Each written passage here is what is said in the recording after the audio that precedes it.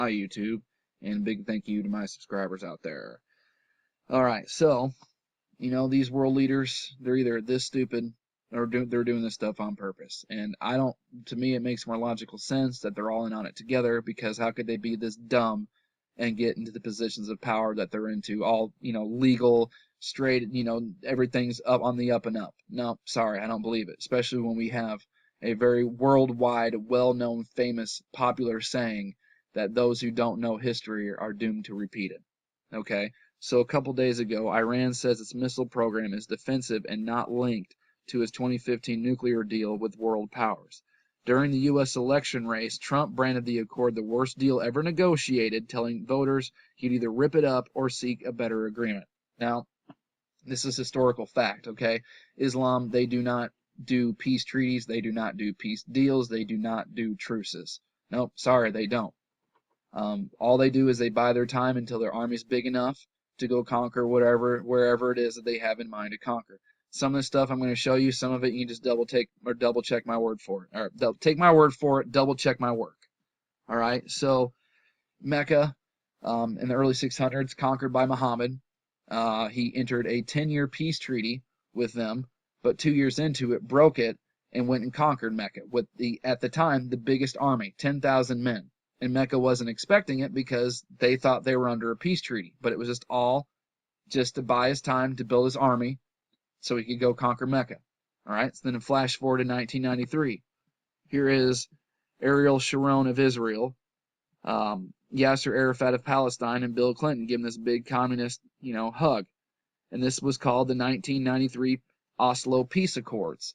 And it was where the Arabs and the Palestinians declared peace, and they weren't going to fight each other anymore, and it was a big deal, and oh yeah, everybody's celebrating. And in fact, they gave, a year later, the Nobel Peace Prize to these guys.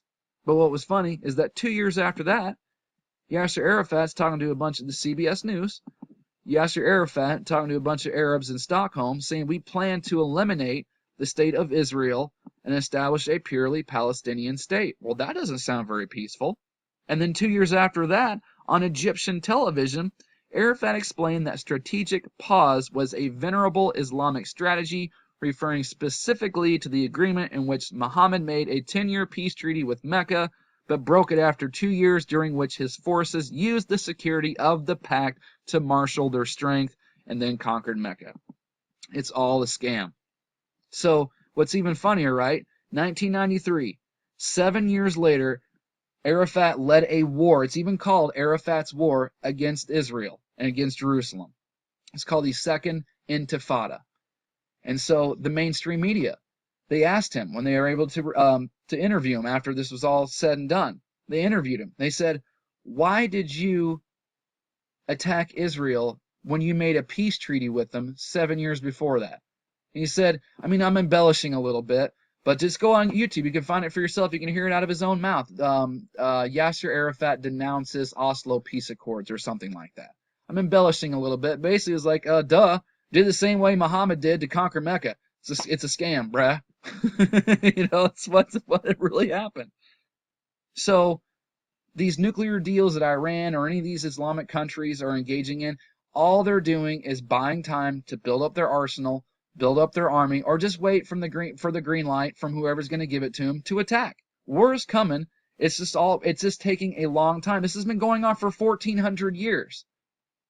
It's just a slow burn, and I think these guys all know this because it's right here for everybody to see. Not symbolism, not speculation, historical fact, out of their own mouths even, that they're just using these peace treaties to build their armies to take over and establish their Islamic caliphate. That's it.